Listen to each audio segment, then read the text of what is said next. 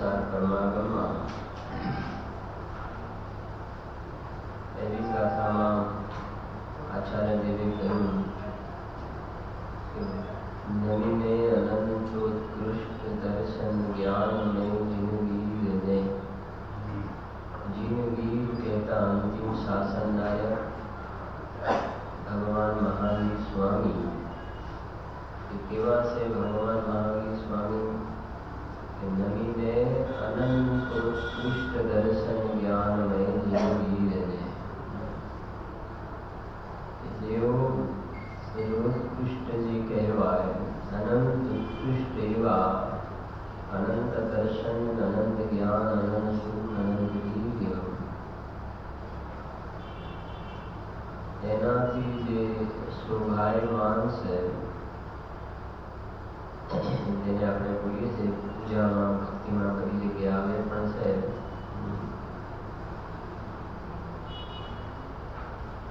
નશે ઘાતિયા કરવંદુ અરહંત દેવા ચાર ઘાતી કરમનો ક્ષય થયો તો સામે અનંત ચતુષ્ટય જેમને પ્રગટ થયા છે. દોલતરામજીએ પણ સ્તુતિમાં કહ્યું સ્વચતુષ્ટયમય રાજત ગંભીર તેવા અનંત ચતુષ્ટયથી જે શોભાયમાન છે કહું નિયમ સાર હું કેવડી શ્રુત કેવડી પરિકથિત ને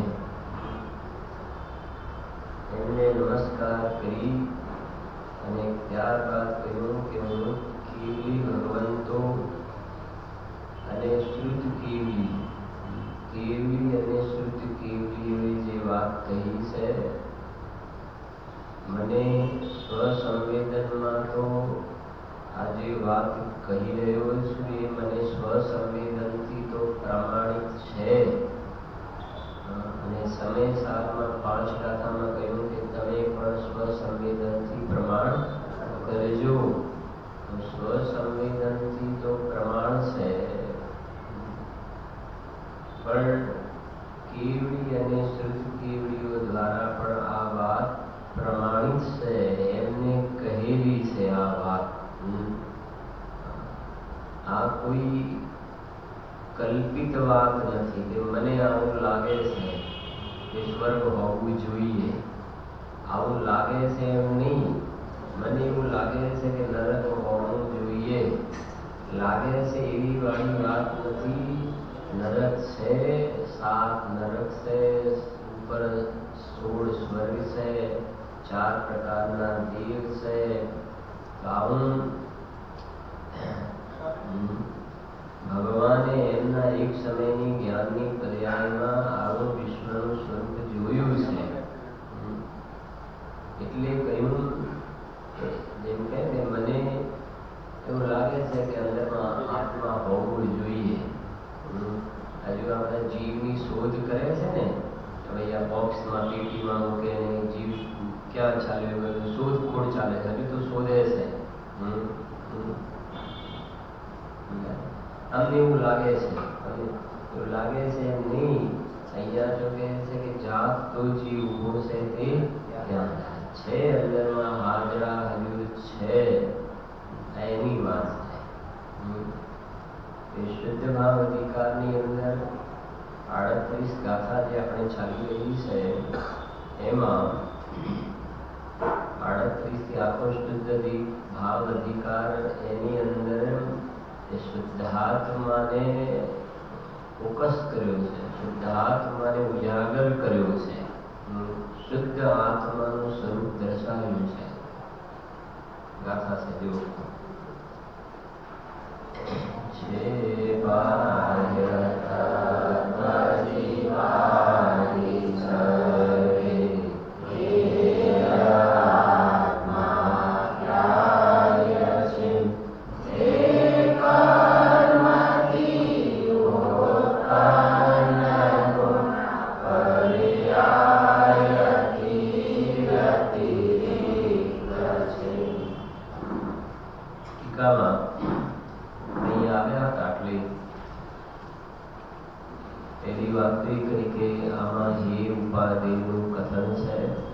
અને એમાં જીવાદી 7 તત્વોનો સમૂહ પરદ્રવ્ય હોવાથી હિસ ઉપાધિ નથી, તે હિ છે.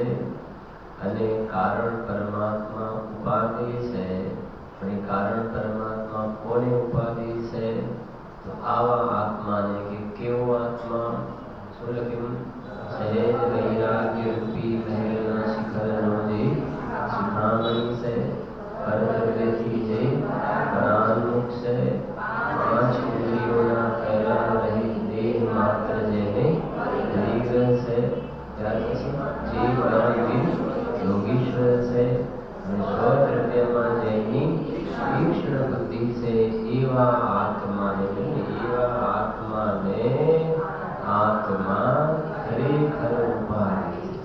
ખરેખર ઉપાધિ છે એટલે આવા આત્માને એ આત્મા સ્વસંવેદનમાં પ્રત્યક્ષ અનુભવમાં આવી રહ્યો છે. એમના છે આત્મા ખરેખર ઉપાધિ છે. ખાલી ધારણામાં આત્માનું સ્વરૂપ આવું છે ને એ ઉપાધિ છે, વિકલ્પવાળી વાત નથી. ખરેખર આવા આત્માને આવો આત્મા ઉપાધિ છે. એવા આત્માને આત્મા ખરેખર ઉપાધિ છે. અને પછી કહ્યું આગળ, ઔદયિકાદિ 4 ભાવાંતરોને અગોચર હોવાથી જે કારણ પરમાત્મા દ્રવ્યકર્મ, ભાવકર્મ અને નો કર્મરૂપ ઉપાધિથી જનિત વિભાગ ગુણ પર્યાય વિનાનો છે, તથા અનાદિ અનંત અમૂર્ત અતિન્દ્રિય સ્વભાવવાળો શુદ્ધ સહેજ પરમ પારિણામિક જેનો સ્વભાવ છે, એવો કારણ પરમાત્મા તે ખરેખર આત્મા છે. કેટલા ઊંચા શબ્દો, કેટલા ઊંચા છે. શું કહે છે? જો અને અંદરમાં વસ્તુ જેવી ઊંચી છે ને, એના શબ્દ પણ એટલા ઊંચા છે. જો ઔદયિકાદિ 4 ભાવાંતર, અને આપણે અટક્યા હતા. ભાવાંતર એટલે એ પરમ પારિણામિક ભાવ, વ્યાયક ભાવથી અન્ય ભાવ છે. એને આગળ પરભાવ પણ કહે છે 50 ગાથામાં. એક બાજુ તત્વા સૂત્રમાં ઉમા સ્વામી દેવ આ 5 ભાવોને સ્વતત્વ કહે છે. સ્વતત્વમ ઔદયિક, ઔપસમિક, સાયુપસમિક, સાહિક, પારિણામિક, એને ત્યાં સ્વતત્વ કહ્યું. બીજા અધ્યાયમાં સૂત્રમાં પહેલામાં રાખ્યા, બીજા પદમાં પહેલા સૂત્રમાં કદાચ આવે છે સ્વતત્વમ. તો સ્વતત્વ કહ્યું ત્યાં. તો ઔદયિક ભાવને પણ સ્વતત્વ કહ્યું. રાગાદિ વિકારી પરિણામ એને સ્વતત્વ કહ્યું. અને અહીંયા શાહિક ભાવને પણ વહી તત્વ કહે છે.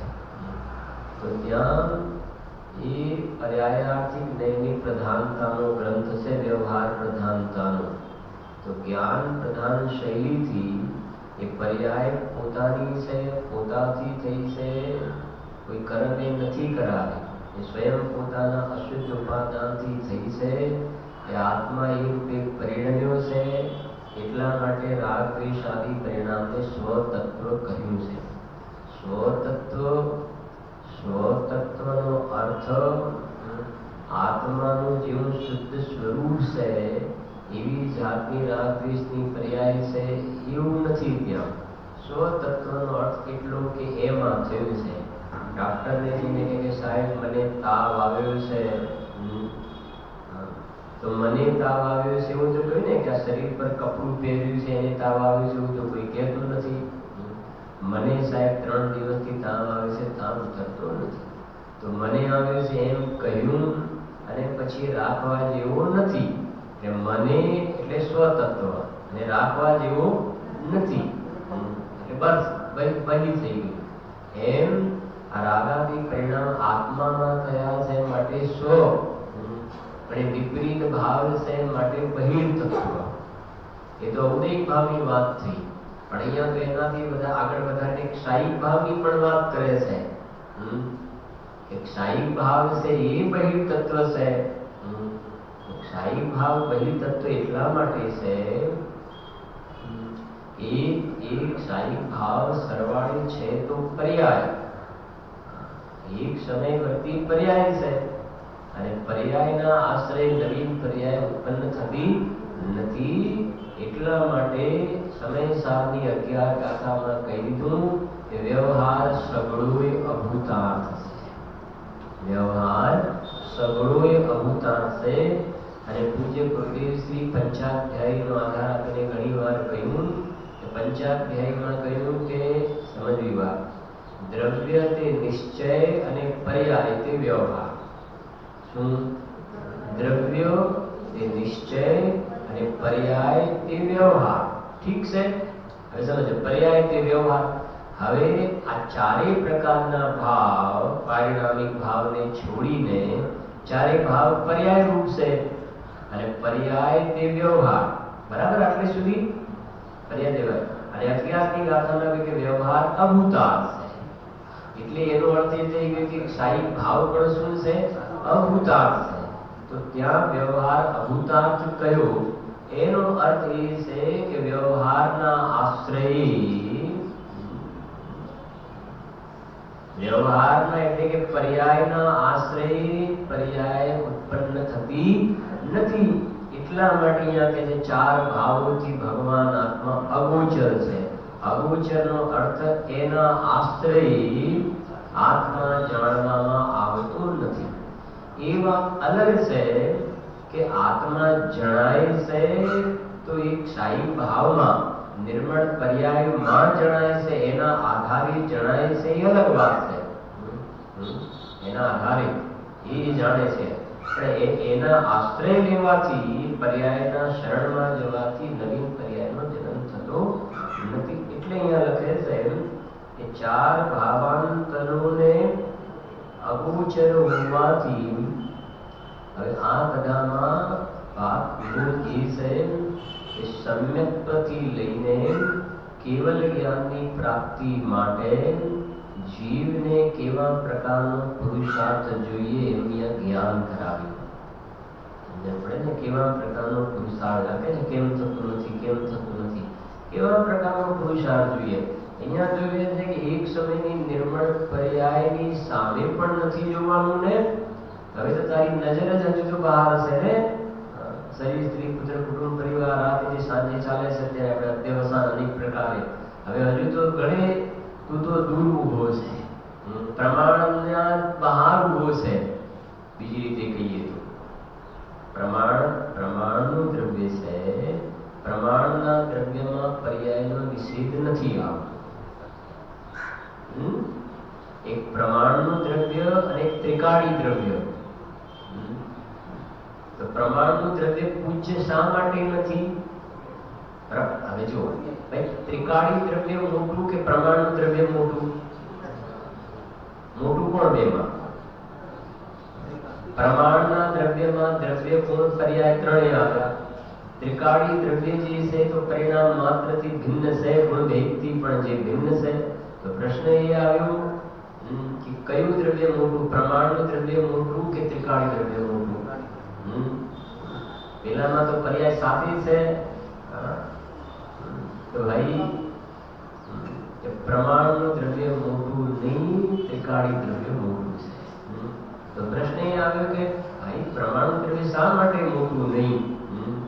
કે અહીંયા મોટા નાનાની વાત એ અપેક્ષા છે કે જેના શરણમાં જવાથી જીવને ધર્મની પ્રાપ્તિ, શુદ્ધિની વૃદ્ધિ, ધર્મની વૃદ્ધિ ને ધર્મની પૂર્ણતા થાય ને, એને મોટું કહેવામાં આવે છે.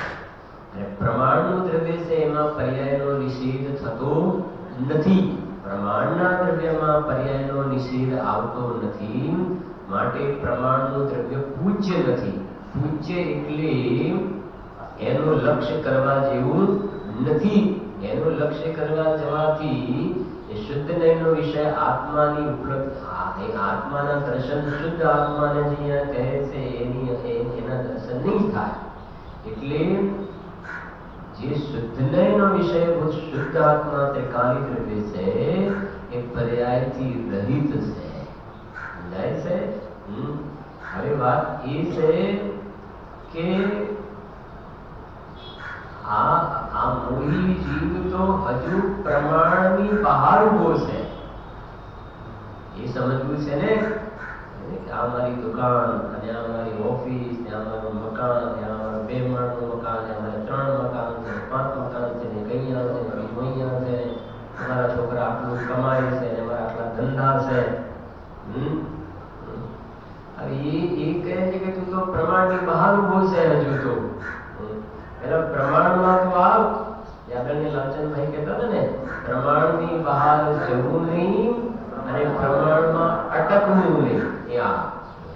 પ્રમાણની બહાર તો જવાની વાત જ નથી અને પ્રમાણમાં અટકવું નહીં. એટલે આ જે 4 પ્રકારના ભાવાંતર છે ને એને તું સાથે રાખીને ધ્યાન કરવા જઈશ તો કે છે ધ્યાનનું ધ્યેય એની ઉપલબ્ધિ તમને નહીં થાય. એટલે પ્રમાણમાં અટકવું નહીં. અને એ અપેક્ષાએ એ પ્રમાણની અંદર પર્યાયનો નિષેધ આવતો નથી અને ત્રિકાળી દ્રવ્યની અનુભૂતિમાં પરિણામ માત્રનો નિષેધ થાય છે. તો એ અપેક્ષાએ એ પર્યાયને હે કહેવામાં આવે છે.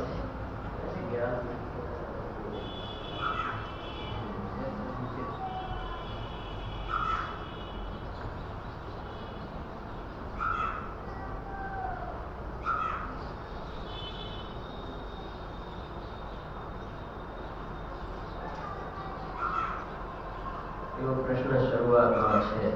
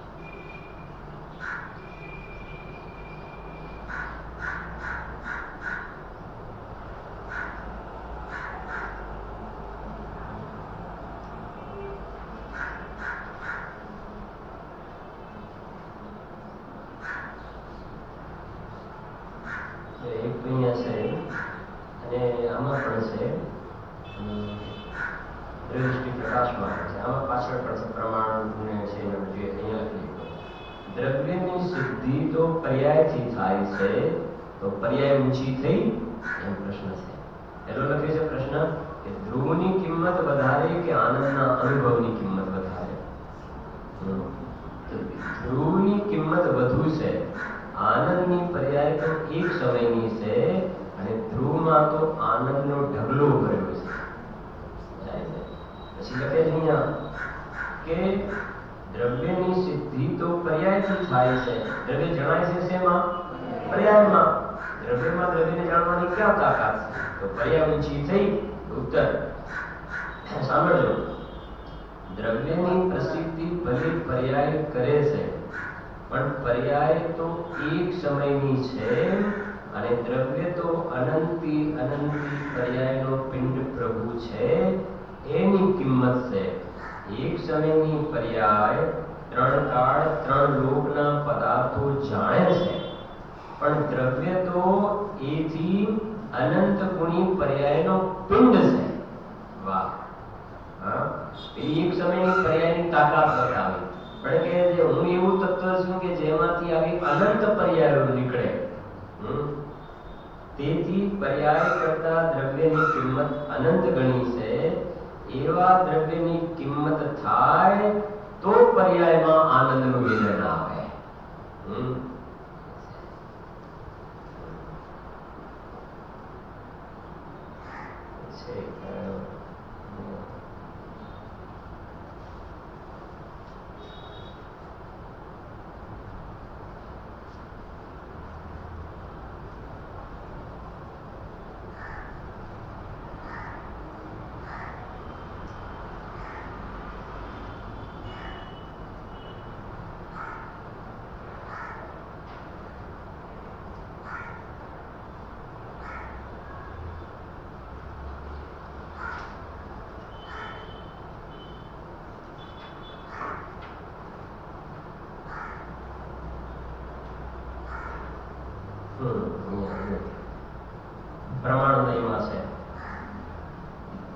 દ્રવ્યથી પ્રમાણ મોટું છે કે નાનું?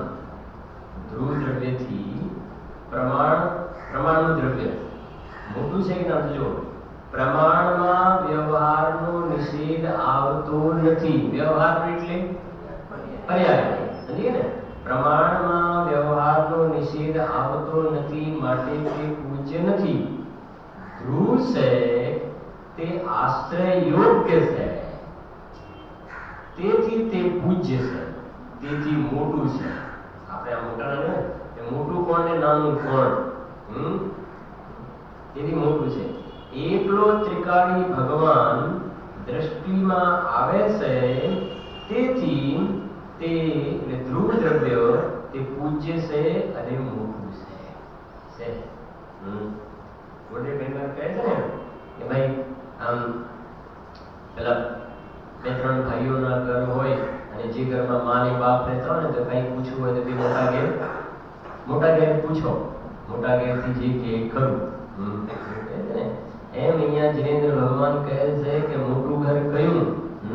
આ કહે છે કે ત્રિકાલી ધ્રુવ જે નિજ કારણ પરમાત્મા દ્રવ્ય છે ને એ મોટું દ્રવ્ય છે, એ મોટું ઘર છે, એ મોટું ઘર છે. ત્યાં જઈને પૂછ કે આનંદ ક્યાં છે, ક્યાં છે? તો કે ત્યાં જઈને પૂછ તો તને ખબર પડશે કે આનંદ ક્યાંથી મળે, કેવી રીતે પ્રાપ્ત. જો શું કહે છે અહીંયા? ઔદૈકાદિ ચાર ભાવાંતરોને અગોચર હોવાથી જે કારણ પરમાત્મા દ્રવ્ય કર્મ, ભાવ કર્મ અને નો કર્મ રૂપ ઉપાધિથી જનિત વિભાગ ગુણ પર્યાય વિનાનો છે. શું કહે છે? જો કે જે સમયસાર ગ્રંથરાજના પહેલા કલશમાં કહ્યું નમઃ સમયસાર, તો ત્યાં શુદ્ધાત્માનો અર્થ બતાવ્યો દ્રવ્ય કર્મ, ભાવ કર્મ, નો કર્મ વગર. ઠીક છે ને? હવે અહીંયા સમજો, દ્રવ્ય કર્મ, ભાવ કર્મ અને નો કર્મ રૂપ ઉપાધિથી જનિત. બહુ સમજવાના જેવું છે જરાક લાઈન. એટલે મારામાં દ્રવ્ય કર્મ જ્ઞાનાવરણાદી દ્રવ્ય કર્મ તો નથી.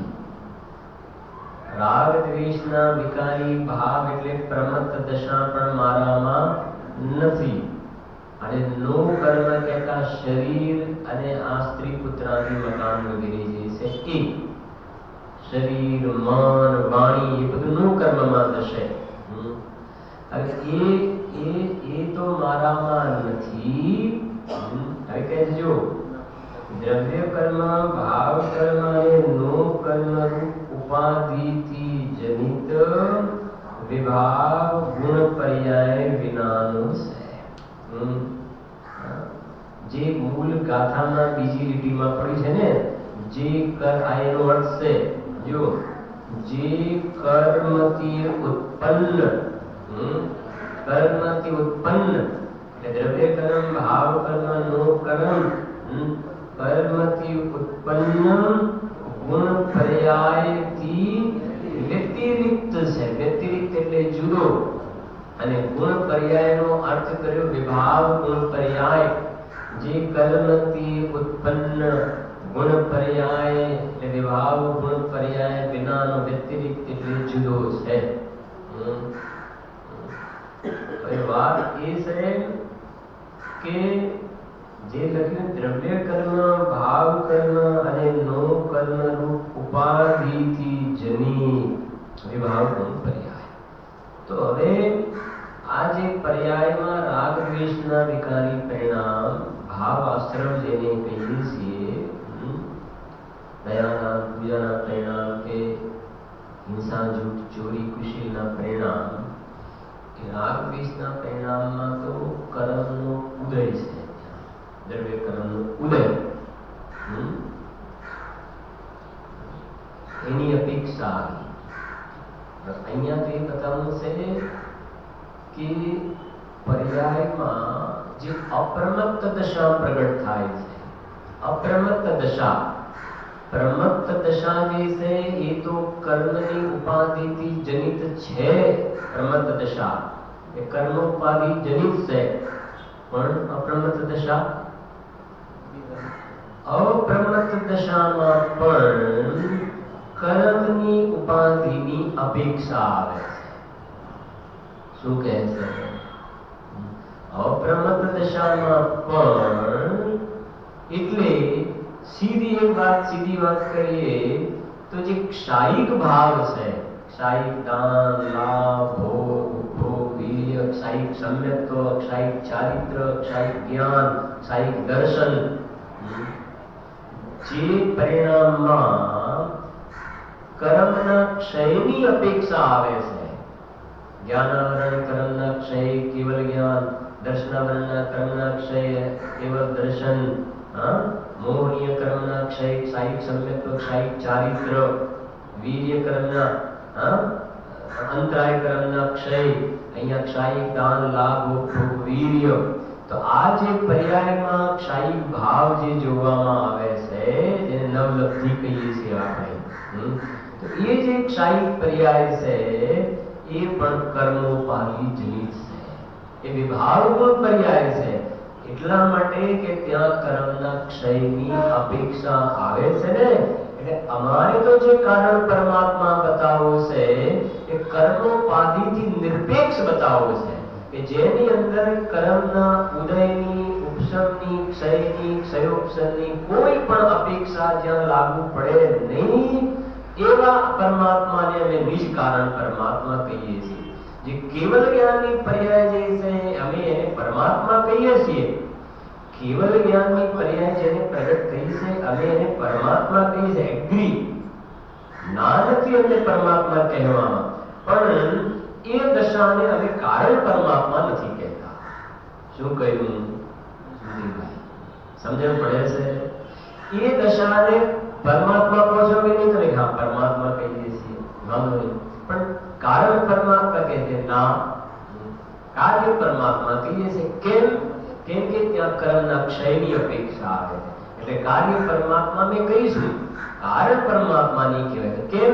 કેમ કે કાર્ય પરમાત્મા જે છે એને કોઈ પણ પ્રકારના કર્મની અપેક્ષા લાગુ પડતી નથી.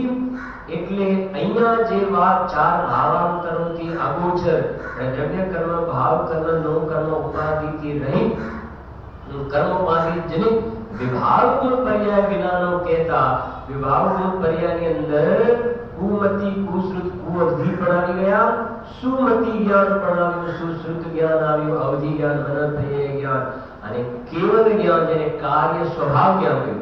આગળ જતા કાર્ય સ્વભાવ જ્ઞાન. શું? કાર્ય સ્વભાવ જ્ઞાન. કાર્ય સ્વભાવ છે ને એટલે વિભાગ. વિભાગ એટલે રાગ દ્વેષ વાળો વિકાર નહીં, પણ વિશેષ ભાવ. એ સામાન્ય ને વિશેષ, સામાન્ય વિશેષ ના અલગ અલગ. ત્રિકાલી દ્રવ્યને જ્યાં સામાન્ય કહેવામાં આવે ને, તો એક સમયની પર્યાયને વિશેષ કહેવાય. ત્રિકાલીને સામાન્ય કહ્યું તો પર્યાયને વિશેષ કહેવામાં આવે. અને પર્યાયની અંદરની વાત કરીએ તો એ સામાન્યનું અવલંબન લેવા વાળી પર્યાયને સામાન્ય કહેવાય. સમય સાની 15મી ગાથા, સામાન્યનો આવિર્ભાવ અને વિશેષનો તિરોભાવ. તો સામાન્ય ત્રિકાલી દ્રવ્યના આશ્રય પ્રગટેલી પર્યાયને સામાન્ય કહેવામાં આવે. અને શાક ખારું છે, દાળ ખારી છે, એમ જેને ગેયોનું જ્ઞાન, એવા પ્રકારે એવો જે ગેલુપ્ત પ્રાણી છે એને સામાન્યનો આવિર્ભાવ નથી, એને વિશેષનો આવિર્ભાવ, એ મિથ્યાત્વનો કસાયનો સ્વાદ લે છે. એ અલગ વાત છે. 15મી ગાથામાં કહે છે. અહીંયા ત્રિકાલી દ્રવ્યને સામાન્ય અને પર્યાયને વિશેષ વિભાવ ભાવ છે. બસ એટલી વાત છે. આ છે એટલે જે હવે તમે મેળવો તો ખબર પડશે. સમય સાની 6ઠી ગાથામાં જે જ્ઞાયક ભાવ બતાવ્યો, જ્ઞાયક ભાવ હુકમનો એકો જે કહ્યો, તો ત્યાં એ તો કહ્યું 6ઠી ગાથામાં નથી અપ્રમત્ત કે પ્રમત્ત નથી, જે જ્ઞાયક ભાવ, જ્ઞાયક ભાવની વાત તો છે, જે પ્રમત્ત નથી ને અપ્રમત્ત નથી. તો અપ્રમત્ત કહેતા કહ્યું ને 7 થી માંડીને ઉપરના બધા ગુણસ્થાનો આવી ગયા પરમાત્મા શાનમાં આવી ગયા ને બધા. સિદ્ધની પર્યાયમાં પણ કર્મના ક્ષયની અપેક્ષા આવે છે, એ હું નહીં. આવું છે. જો શું કહે છે, દ્રવ્ય કર્મ, ભાવ કર્મ અને નો કર્મ રૂપ ઉપાધિથી જનિત વિભાગ ગુણ પર્યાય વિનાનો છે. એટલે કહ્યું ને એ કેવળ જ્ઞાનની પર્યાયને તમે સાથે મેળવશો તો પ્રમાણ દ્રવ્ય થઈ ગયું. વાત તો એ થઈ ગઈ ને સરવાળે પર્યાય આવી તો પર્યાયને ભેગું કરો તો ત્યાં આગળ ઉપાદ દ્રવ્યુક્તમ સત્સદ્રવ્ય લક્ષણમ એ તો પર્યાય સહિતનું દ્રવ્ય થઈ ગયું.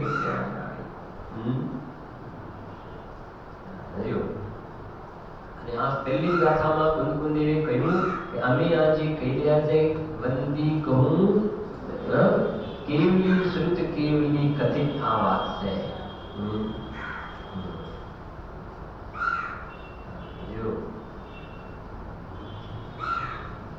અને નો કર્મ ઉપાધિથી જનિત વિભાગ ગુણ પર્યાય વિનાનો છે. એટલે આ જે વાત કરીને એ નાસ્તિકની વાત કરી. અને એક વચ્ચે કહ્યું મુનિવર રામસિંહના પાહુડ દુહામાં એક ધ્યાનના સૂત્રમાં એક સૂત્ર આવે છે કે સકલ કર્મ ક્ષય કારણ સ્વરૂપોહમ. શું કહ્યું? સકલ કર્મ ક્ષય કારણ સ્વરૂપોહમ.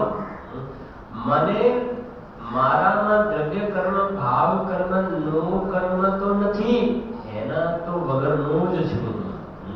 એના વગર પણ હું એ તત્વ છું કે જેના શરણમાં જવાથી પર્યાયની અંદર આ જે દ્રવ્ય કર્મ, ભાવ કર્મ, નો કર્મ જે જોવામાં આવે છે ને સમાન જાતિ કે અસમાન જાતિ, એ જે જોવામાં આવે છે એ દ્રવ્ય કર્મ, ભાવ કર્મ, નો કર્મનો મારું શરણ લેવાથી ક્ષય થાય છે.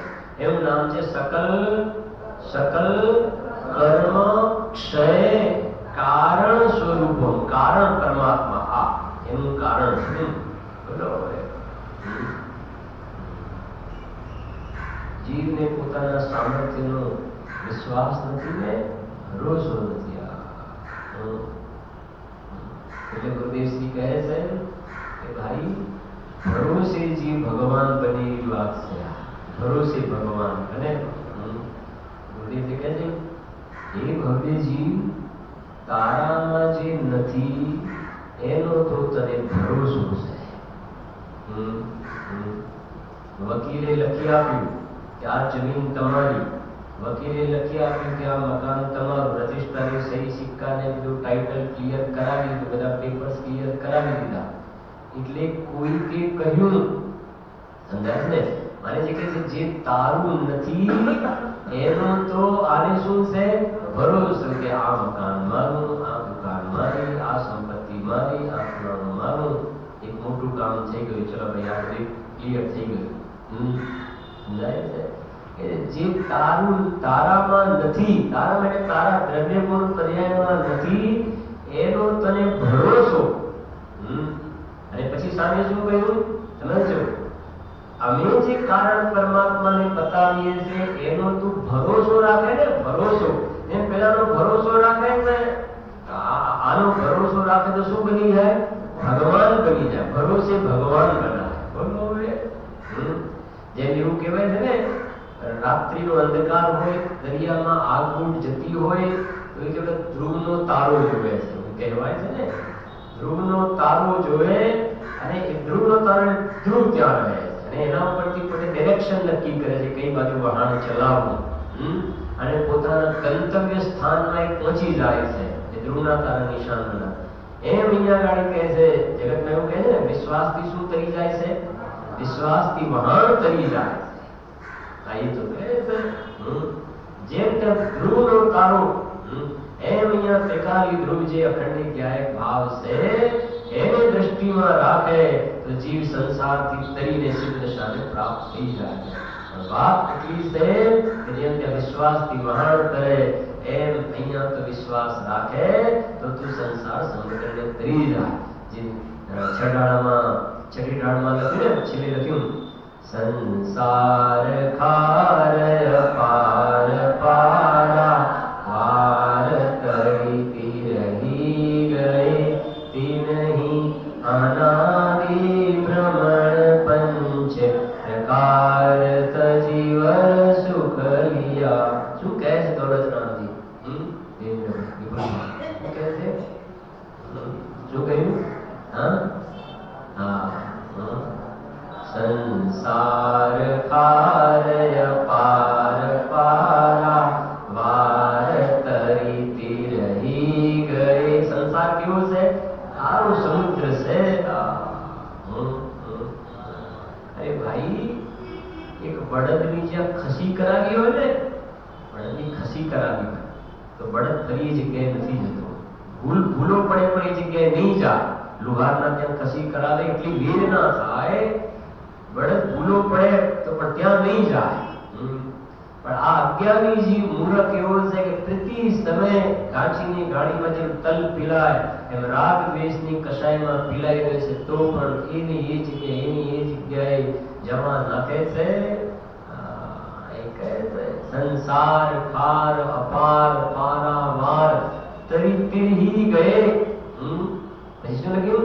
तिन्ही अनादि भ्रमण पंच प्रकार पंच परावर्तन तजी वर सुख लिया, उत्तम सुख ने प्राप्त करे છે। જો શું કહે છે? દ્રવ્ય કર્મ ભાવ કર્મ ને નો કર્મ રૂપ ઉપાધિથી જનિત વિભાગ ગુણ પર્યાય વિનાનો છે એ વાત કરી નાસ્તીથી। આના વગરનો છે જે આપણે આમાં પરમાત્મા ભાવનામાં બહુ સરસ છે। આખું જે છે ને, હું સહેજ શુદ્ધ જ્ઞાનાનંદિક સ્વભાવ છું, નિર્વિકલ્પ છું, ઉદાસીન છું। એમાં એક છઠ્ઠી સાતમી લીટી આવે છે સર્વે વિભાવ પરિણામ રહિત શૂન્ય છું। સર્વ પ્રકારના વિભાવ પરિણામથી રહિત શું છું? શૂન્ય છું। એ લખ્યું છે એની અંદર। જો પરમાત્માનું નામ જ છે પરમાત્મા ભાવના। આ અંદરમાં કારણ પરમાત્માની હું ત્યાંથી ઉપાડી છે પહેલું હું મોટા અક્ષર હું સહેજ શુદ્ધ જ્ઞાનાનંદિક સ્વભાવ છે। બરોબર લખે છે જો અસ્થિથી વાત કરે। જો તથા અનાદિ અનંત અમૂર્ત અતિન્દ્રિય સ્વભાવ વાળો સહેજ શુદ્ધ પારિણા પરમ પારિણામિક જેનો સ્વભાવ છે એવો કારણ પરમાત્માથી ખરેખર આત્મા છે। ત્યાં પ્રશ્ન હતો ને કે મને બતાવો આત્મા કેવો હશે ને કેવો હશે, ક્યાં રહેતો હશે? તો કહે છે કે જો કેવો છે બતાવો આત્મા કેવો। પહેલું તો લખે છે કે તથા કેવો છે? અનાદિ અનંત। છઠ્ઠી ગાથામાં સમયસારમાં કહ્યું કે જેની કોઈથી ઉત્પત્તિ થઈ નથી માટે અનાદિ છે। કઈ પડે આત્માની? કઈ પડે આત્માની? બોલો જન્મ તારીખ કઈ? મરણ થયા પછી ફોટો મૂકે ને, પછી એક બાજુ લખે જન્મ તારીખ લખે ને, અને પછી સામે શું લખે? સ્વર્ગવાસ લખે બધા। તિર્યંચવાસ, નરકવાસ એવું કોઈ લખે? સ્વર્ગવાસ આવે છે ક્યાંથી? એવું કેમ નહીં લખતા હોય? સ્વર્ગ આવા, સ્વર્ગથી આવવું, સ્વર્ગમાં જવું। પણ એ 40, 50, 70 વર્ષમાં એટલો મોહ થઈ ગયો ને, એટલો મોહ થઈ ગયો તો કે ભાઈ લખાય સ્વર્ગવાસ। પછી એની તારીખ આ બાજુ આ તારીખ ને આ બાજુ આ તારીખ લખાય। એ કોની લખાય છે તારીખો? કોની લખાય છે? વિચાર કરતો તારીખ ક્યાં તારીખ છે? જન્મ કે મરણ તારીખ ક્યાં છે? અને જેની લખવામાં આવે છે એને ખબર નથી પડતી। અને બીજી રીતે વિચાર કરીએ તો આ તો પૂતગલ પરમાણુ સ્કંદ છે ને, આ બધા અનંત પૂતગલ પરમાણુ સ્કંદ છે ને, આ બધા પરમાણુ છૂટા પડી જાય છે। ખરેખર પારમાર્થની દ્રષ્ટિથી જુઓ તો આ તો જેમ આ જીવ અસંખ્ય પ્રદેશી છે, અસંખ્ય પ્રદેશી જીવ છે, તો અસંખ્ય પ્રદેશી જે છે એ કોઈ એના પ્રદેશો પાછા છૂટા પડી જાય છે અલગ અને પાછા પ્રદેશ ભેગા થાય એવું તો છે નહીં। એ તો અસંખ્ય પ્રદેશ એ પ્રમાણે બાઉન્ડ જ છે આખો। એવી રીતે આ જે શરીર એ પૂતગલ પરમાણુ સ્કંદ તો જીવની જેમ આ સમજો કે અનેક પ્રદેશી છે ને, તો અનેક પ્રદેશી તો જીવની જેમ અનેક પ્રદેશી થોડો છે. આ તો બધા પરમાણુઓ આ એક આંગળીમાં પણ અનેક પરમાણુનો સ્કંદ છે અને બધા છૂટા પડી જાય છે. એક એક એક પરમાણુ છૂટા પડી જાય, આ ભેગા મળી જાય શરીર બન્યું છે, છૂટા પડે. ખરેખર તો મરણ ક્યાં છે? એ પૂતગલ પરમાણુ મરણ ક્યાં છે? પૂતગલ પરમાણુ મરણ ક્યાં છે? એ પૂતગલ પરમાણુ અવસ્થા બદલાય છે બસ. એ લોહીના પરમાણુ હોય એ માટીના પરમાણુ રૂપે થઈ જાય, સોનાના પરમાણુ રૂપે થઈ જાય, ચાંદીના પરમાણુ રૂપે, ઘઉંના પરમાણુ રૂપે, વિષ્ટાના પરમાણુ. આ ખાઈએ છીએ દાળ ભાત રોટલી શાક 8 કલાકમાં વિષ્ટા બની જાય છે. પરમાણુ બદલાય કે ના બદલાય? બોલો. બદલાય છે કે નહીં? એની રચના તો બદલાઈ જાય છે. હવે આ શરીરને એ તો સાદી શાંત છે, આ સ્કંદની સાદી શાંત છે. એટલે ટોડરમલ સાહેબે મોક્ષના પ્રકાશકમાં 3જા અધ્યાયમાં આયુ કર્મની વાત કરી. આપણે સાથે કહ્યું છે ખ્યાલ હતો. સમ્યક દર્શન થતા એમ લખ્યું, સમ્યક દર્શન થતા અનાદિ નિધન ચૈતન્ય દ્રવ્યમાં અહમ બુદ્ધિ આવે તો પર્યાયને સ્વાંગ સમાન જાણે. શું કહે છે? આજે કહે છે અનાદિ અનંત. સમ્યક દર્શન થયું એટલે શું થયું?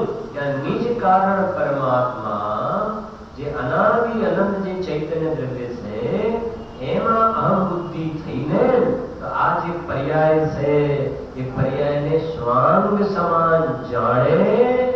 સમજો, પર્યાયને સ્વાંગ સમાન જાણે તો મરણનો ભય રહે નહીં. મરણનો ભય રહે નહીં. અને અલ્પકાળમાં આ કારણ પરમાત્મામાં લીનતાના ફળમાં સિદ્ધ દશા પ્રગટ થાય તો મરણ પણ ટળી જાય. એમાં અંતર ખ્યાલ આવે કે ના આવ્યો? સમ્યક દર્શન થતા મરણનો ભય ટળી ગયો, સાથે ભય ટળી ગયા અને સિદ્ધ દશા પ્રગટ થઈને તો જન્મ મરણ કરવાના પણ શું થઈ ગયા? બંધ થઈ ગયા. ગુરુદેવજી કહે છે ને, અને યોગ સારમાં લખ્યું ને, ધ્યાન વડે અભ્યંતરે દેખી જે શરીર શરમ જનક જન્મો ટળે પીન જનની ક્ષીર. આત્માને જેને ભાવનો પરિચય નથી, આમાં લખ્યું છે ચોક્કસપણે જેને ભાવનો પરિચય નથી એવા ભગવાન આત્માને માતાના કુખમાં 9 માસ સુધી ઊંધા મુખે રહેવું પડે એ કલંકની વાત છે. ગુરુદેવશ્રી તો એક બોલમાં એવું કહ્યું છે કે આ સંસારની છેલ્લી સ્થિતિ આવી ગઈ કે તીર્થંકર જેવા મહાપુરુષને પણ માતાના ગર્ભમાં રહેવું પડે છે 9 માસ સુધી. વિચાર કરો, તીર્થંકર પ્રકૃતિ બાંધી રહ્યો છે એ વખતે વાત છે. બરોબર, તીર્થંકર એ ભાવમાં થવાનું છે, એને પણ માતાના કુખમાં 9 માસ રહેવું પડે છે. એમ ગુરુદેવ કહીને સંસારના દુઃખોનું પરાકાષ્ઠાનું વર્ણન કરતા કે આવા જીવને પણ આવા સ્થાનમાં રહેવું પડે, એવા સંસારમાં તને રસ પડે છે.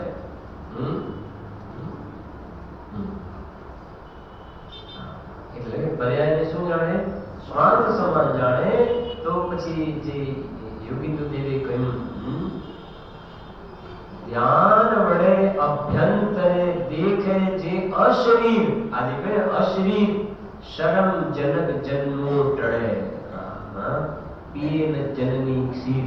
અષ્ટકોણમાં લખ્યું કે ના લખ્યું? એટલી માતાઓને રડાવી. જો શું કહે છે?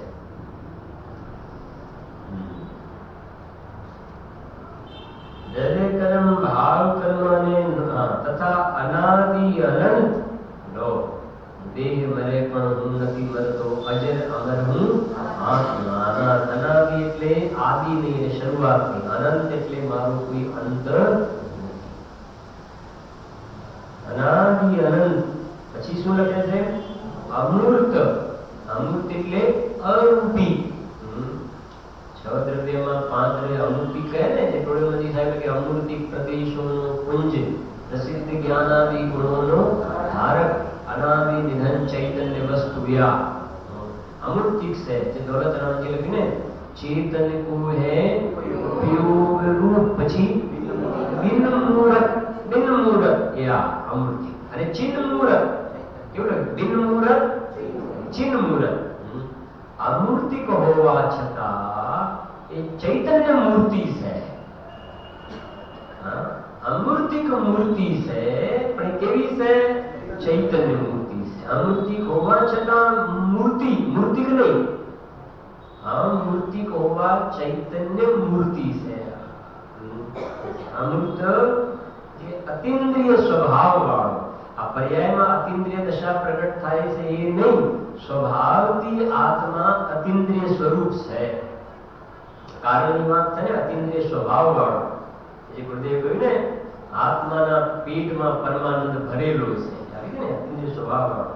પછી કહે છે શુદ્ધ સહેજ, જે આપણે આમ આવી ને, હું સહેજ શુદ્ધ પરમાત્મા, હું સહેજ છું, હું શુદ્ધ સહેજ પરમ પારિણામિક ભાવ જેનો સ્વભાવ છે એવું કારણ પરમાત્માથી ખરેખર આત્મા છે.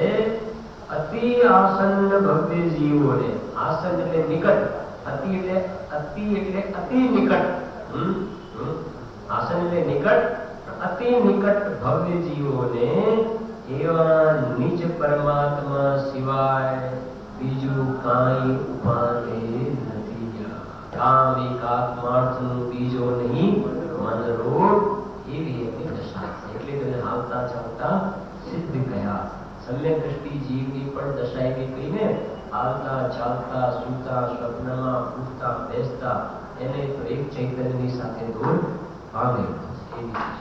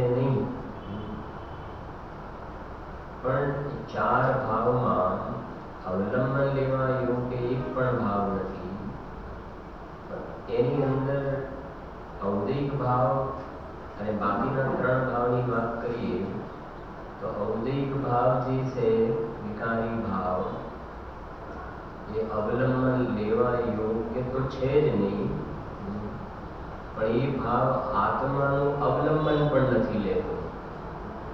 એ ભાવ પરાશ્રિત ભાવ છે, પરનું અવલંબન લઈને ઉત્પન્ન થવા વાળો ભાવ છે. જે સાતના વ્યાખ્યાનમાં ચાલે છે કે જે થાય અધ્યવસાન જીવને વસ્તુ આશ્રિત તે બને.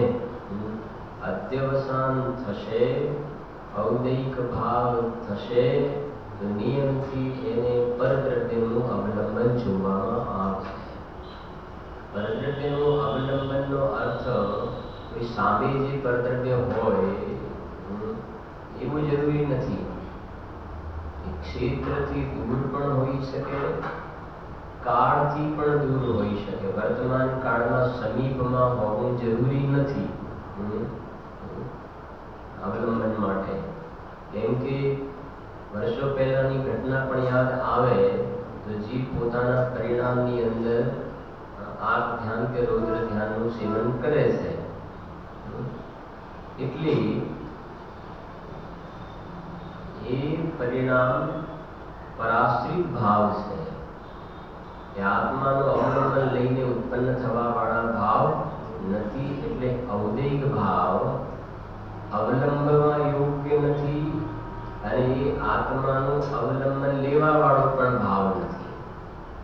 હવે વાત થઈ ઔપસનિક ભાવની. ઔપસનિક ભાવ તો ઔપસનિક ભાવ એ પર્યાય છે, એટલે અવલંબવા યોગ્ય તો છે નહીં, પણ એ ઔપસનિક ભાવમાં શુદ્ધાત્માની પ્રતીતિ થાય છે. એટલે ઔપસનિક ભાવ આત્માનું અવલંબન લેશે. ઔદૈક ભાવ તો અવલંબન લેતો નથી. ઔપસનિક ભાવ આત્માનું અવલંબન લેશે, પણ એ ભાવ અવલંબવા યોગ્ય નથી. સમજવી વાત પૂરેપૂરી દરેક મુદ્દાની. ત્યાર પછી ક્ષાયોપસનિક ભાવ. એક ક્ષાયોપસનિક ભાવમાં સમ્યક દૃષ્ટિનો જે ક્ષાયોપસનિક ભાવ ધર્મની દશા છે એ એક ક્ષાયોપસનિક સમ્યક તો ક્ષાયોપસનિક ભાવના 18 ભેદમાં એમાં સુમતિ સુશ્રુત એ ભેદ કર્યા ને. સુમતિ કુશ્રુત નહીં, સુમતિ સુશ્રુત. તો એક ક્ષાયોપસનિક ભાવ એ પણ પર્યાય છે, તો અવલંબવા યોગ્ય નથી, પણ એક ક્ષાયોપસનિક ભાવ આત્માનું અવલંબન લઈને ઉત્પન્ન થાય છે. બરાબર છે. હવે ક્ષાયિક ભાવ. તો ક્ષાયિક ભાવ જે છે એ પણ અવલંબવા યોગ્ય નથી. કેમ કે એ પણ શું છે? પર્યાય છે, બીજા સમયે નષ્ટ થઈ જાય છે. ક્ષાયિક ભાવ પણ અવલંબવા યોગ્ય નથી. એક ક્ષાયિક ભાવને શુદ્ધાત્માનું અવલંબન છે. શુદ્ધાત્માનું કારણ પરમાત્માનું એક ક્ષાયિક ભાવને અવલંબન છે. ચાર પારિણામિક ભાવની વાત પછી કરીએ છીએ. આ ચાર ભાવમાંથી અવલંબવા યોગ્ય કયો ભાવ? અવલંબવા યોગ્ય ચાર ભાવમાંથી એક પણ ભાવનું અવલંબન લેવા જેવું નથી. અવલંબન એટલે ખ્યાલ આવે છે ને, એના શરણમાં જવું, એ તરફ લક્ષ્ય કરવો, એનો આધાર લેવો. એક પણ ભાવનું અવલંબન લેવા જેવું નથી. કેમ કે ચારેય ભાવ પર્યાયરૂપ ભાવ છે, અને પર્યાય એક સમય કરતા વધારે સ્થિતિ એની હોતી નથી, એટલે અવલંબવા યોગ્ય નથી. હવે વાત એ છે, ચાર ભાવમાંથી શુદ્ધાત્માનું અવલંબન કયા ભાવ લેશે? ચારમાંથી શુદ્ધાત્માનું અવલંબન કારણ પરમાત્માનો આશ્રય કરવા વાળા કયા ભાવ છે? તો ઔદૈક ભાવને છોડીને બાકીના ત્રણ ભાવ ઔપસનિક, ક્ષાયોપસનિક અને ક્ષાયિક, એ ત્રણ ભાવ શુદ્ધાત્માનું અવલંબન લઈને ઉત્પન્ન થવા વાળો ભાવ છે.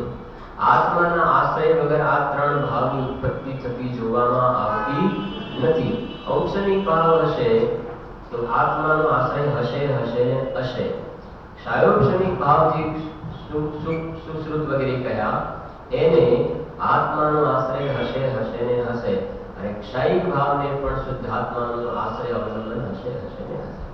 આ ચાર ભાવમાંથી અવલંબન લેવા યોગ્ય ભાવ એક પણ નથી, પણ આ ઔદૈહિક ભાવને છોડીને બાકીના ત્રણ ભાવ જે છે એ અવલંબમાં યોગ્ય નથી, પણ એ ત્રણેય ભાવો આત્માનું અવલંબન લઈને ઉત્પન્ન થવા વાળા ભાવ છે. બરાબર છે? ઔદૈહિક ભાવ એવું છે કે ઔદૈહિક ભાવ અવલંબમાં યોગ્ય તો છે નહીં, પણ એ ભાવનો જન્મ આત્માનું અવલંબન લઈને ઉત્પન્ન થવા વાળો ભાવ નથી. એ પર્યાયની અંદર જ્યારે પરદ્રવ્યનું લક્ષ્ય થાય છે ત્યારે આત્મામાં ઔદૈહિક ભાવ એટલે કે રાગ દ્વેષના પરિણામ થતા જોવામાં આવે છે. એટલે અવલંબમાં યોગ્ય પણ નહીં અને અવલંબન લેવા વાળો ભાવ પણ નથી. બરાબર છે ને? આ ચાર ભાવ. હવે રહ્યો પંચમ ભાવ, પારિણામિક ભાવ. પારિણામિક ભાવ તો પારિણામિક ભાવ કેવો છે? પારિણામિક ભાવ એ પારિણામિક ભાવનું સમજો. એ પારિણામિક ભાવ અવલંબમાં યોગ્ય છે કે નહીં? પારિણામિક ભાવનું અવલંબન લેવા જેવું ખરું કે નહીં? એ પારિણામિક ભાવ કોઈનું અવલંબન લેશે? પડે કે નહીં? એ પંચમ ભાવ પારિણામિક ભાવ એ આત્માનું એક અવલંબન લેવા યોગ્ય ઉપાધિ છે. પારિણામિક ભાવ પંચમ ભાવ એ અવલંબવા યોગ્ય છે. એ પારિણામિક ભાવ કોઈનું પણ અવલંબન લે, ના પરનું કે ના પોતે પોતાનું. એ અવલંબન લે એવો ભાવ નથી. કેમ કે પર્યાય રૂપ નથી ને? એ પર્યાય રૂપ નથી એટલે એ કોઈનું પણ પરદ્રવ્યનું કે સ્વદ્રવ્યનું એ અવલંબન કોઈનું લે એવો ભાવ નથી. તો કેવો ભાવ છે? કે પારિણામિક ભાવ અવલંબવા યોગ્ય ભાવ છે. હવે આ પાંચ ભાવમાં થઈ ગયું ને બાયફર્કેશન, કે ચાર ભાવ અવલંબવા યોગ્ય નથી અને પંચમ ભાવ અવલંબવા યોગ્ય છે. અવલંબવા યોગ્ય છે, પર્યાયમાં અવલંબવા યોગ્ય છે. એ સ્વયં તો પોતે નિરાવલંબન છે. નિરાવલંબન કેમ કહ્યું? કાઢો જરા. કાલની ગાથા આવે છે, તમે બોલતા હશો રોજ. ગાથા આવે છે 43 ગાથા. કાઢો જરા. 43 ગાથામાં નીચે બીજી લીટીમાં ત્રીજો બોલ. 43 ગાથા 81 પાનું. ત્રીજો બોલ નિરાવલંબન. કે આ જે કારણ પરમાત્મા છે એ કેવું છે? નિરાવલંબન છે. નિરાવલંબન એટલે ખ્યાલ આવે ને? નિરાવલંબન કહેતા એને કોઈનું અવલંબન નથી. કોઈનું અવલંબન નથી. નિરાવલંબન. પર્યાયને એનું અવલંબન હોતો હો, પર્યાયને એનું અવલંબન હોતો હો, પણ એ પોતે હું મારું પોતાનું અવલંબન લઉં એવું પરનું નહીં અને પોતે પોતાનું પણ અવલંબન લેવું નિરાવલંબન તત્વ છે. પર્યાયને એનું અવલંબન લેવું હોતું અલગ વાત છે. જે मुझे सोगानी साहिबના શબ્દમાં કહીએ તો पर्याय मेरा ध्यान करो तो करो, मैं किसका ध्यान करूं, परिणाम परिणम गया और मैं तो यूं का यूं रह गया. છે કે નહીં? બોલ. આ એ શું થયું? पर्याय मेरा ध्यान करो तो करो. શું મળશે એનો? અને पर्याय મારું અવલંબન લે તો ભલે અવલંબન લે, ધ્યાન કરે અવલંબન લે. पर्याय मेरा ध्यान करो तो करो, अवलंबन ले तो लो, मैं किसका ध्यान करूं, कौन का अवलंबन लूं? श्रवण स्तुति ની અંદર जिनेन्द्र ભગવાનની સ્તુતિ કરતા તીર્થંકર ભગવાનની સ્તુતિ કરતી વખતે ભગવાન જે સમવ શરણના ગંધકુટી પર બિરાજે છે તો કેવી રીતે બિરાજે છે? કેવી રીતે બિરાજે છે? અંતરિક્ષમાં ને. હા, ગંધકુટીની ઉપર જે કમળ છે ને, તો કમળથી કેટલા આગળ ઉપર? 4 અંગુલ ઉપર બિરાજે છે ને. અવલંબન કોનું છે ત્યાં? જેમ આપણે અહીંયા બેઠા છીએ તો કોનું અવલંબન છે? નીચે ફ્લોરનું અવલંબન છે. કારમાં બેઠા હોય તો સીટનું અવલંબન છે. છે કે નહીં? હા, જમવા માટે બેઠા હોય તો પણ ચેરની પર બેઠા છે એનું અવલંબન છે. સમવચરણમાં જે બેઠેલા જે બિરાજમાન છે તો ત્યાં એમને શેનું અવલંબન છે?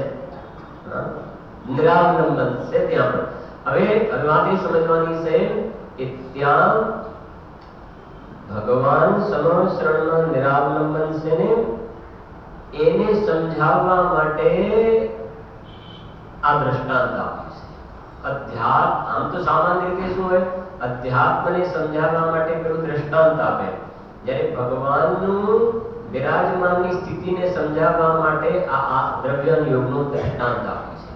એમ લખ્યું છે, જીવ નિરાવલંબન આત્મદ્રવ્ય દેવ નિરાવલંબન જીન દેહ, એવો ભાવ છે. જીવ નિરાવલંબન આત્મદ્રવ્ય તેવું નિરાવલંબન જીન દેહ. જૈનેન્દ્ર ભગવાનના પરમ ઔદારિક શરીરને કોઈનું અવલંબન નથી. એમ ત્રિકાલી ધ્રુવ કારણ પરમાત્મા જે ચૈતન્ય દેવ છે એ ભગવાન આત્માને બહારમાં પરદ્રવ્યનું કે પોતાને પોતાનું એ અવલંબન વગરનું તત્વ છે, નિરાવલંબન છે. એને અવલંબન નથી. पर्याय मेरा ध्यान करो तो करो, मैं किसका ध्यान करूं? परिणाम परिणम गया और मैं तो यूं का यूं रह गया. તો પર્યાય જે દ્રવ્ય સ્વભાવ તરફ ઢળે છે ને, તો એના માટે કહ્યું છે કે પર્યાય કોનું અવલંબન લીધું? દ્રવ્યનું અવલંબન પર્યાય લીધું. ચાર જે ભાવ કયા, પલટવા વાળા ચાર ભાવ, એ ચાર ભાવમાંથી ત્રણ ભાવને તો ત્રિકાળી દ્રવ્યનું અવલંબન છે. બીજી રીતે કહીએ તો ઔપશમિક, સાયૌપશમિક અને ક્ષાયી ભાવનો જન્મ ત્રિકાળી દ્રવ્યના અવલંબને થાય છે. નિરાવલંબન તત્વના અવલંબનના ફળમાં એ દશા પ્રગટ થાય છે. અને એ પર્યાયનો જે જન્મ થયો ને, એ પર્યાયને પણ પછી અનંતકાળ સુધી પોતાના દ્રવ્ય સિવાય બીજા કોઈના અવલંબનની જરૂરિયાત પડતી નથી. અવલંબન તો પછી એનું એકનું અવલંબન છે બસ. જગતમાં પણ એવું જોવામાં આવે છે કે નહીં? ભાઈ છોકરા છોકરીના વેલી શાળા કરવા પહેલા તો બધું જોવામાં આવે કે આ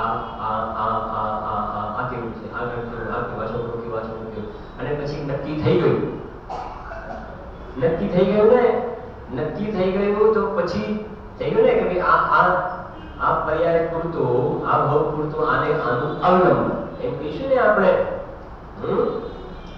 એવી રીતે અહીંયા કહે છે કે પર્યાયને જ્યાં દ્રવ્યનું અવલંબન થઈ ગયું ને, અને એ કહે છે શુદ્ધ પર્યાયની ઉત્પત્તિ થઈ તો હંમેશા કહે છે જે પર્યાયનો જન્મ થાય દ્રવ્યના આલંબન લઈને, જેટલા પણ સિદ્ધ ભગવંતો છે એને કોઈ પર્યાયનો જન્મ થાય તો કોનું આલંબન છે? બસ એકના અવલંબન ઉત્પન્ન થાય છે. આ એ છે ભાઈ જો. એટલે લખી ગયું કે ઔદયિકાદી ચાર ભાવાંતરોને અગોચર હોવાથી, સમજી ગયા ને આનો અર્થ? એ ચાર ભાવાંતરોને અગોચર એટલે ચાર ભાવ અવલંબન કરવા યોગ્ય નથી. હવે કોઈ કહે કે નહીં, ચાર ભાવમાંથી ઔદયિક ભાવ તો આત્માનું અવલંબન નથી લેતો, પણ ત્રણ ભાવ તો આત્માનું શરણ લેશે, એનું અવલંબન તો લેવું કે નહીં? કે છે કે ના, એ પણ પલટતો ભાવ છે, એનું અવલંબન લેવા યોગ્ય નથી. જેમ આપણે સાયકલ કે સ્કૂટર કે જે કંઈ ફેરવતા હોઈએ તો એની નીચે વ્હીલ ફરતા હોય છે, આવે છે કે નહીં? તો પછી નીચે જોવું ખરું કે નહીં કે વ્હીલ બરાબર ફરે છે કે નહીં ચલાવતી વખતે? બરાબર ફરે નહીં, જોઈએ નહીં ફરે તો પડી જવાય, નહીં ફરે તો પડી જવાય. અરે નીચે જોવા જશે ને કે વ્હીલ બરાબર ફરે છે કે નહીં, તો પડી જશે. સાયકલ બરાબર નહીં ચાલે. સાયકલ તારે બરાબર વ્યવસ્થિત ચલાવી હોય તો તું વસ્તુ સામે જો તો ઓટોમેટિક વ્હીલ તો બરાબર સારી રીતે ફરવા લાગશે. વ્હીલની સામે જોવા જઈશ ને તો વ્હીલ ડગમગ થવા લાગશે, એક્સિડન્ટ થઈ જશે. સામે જોઈશ ને બરાબર.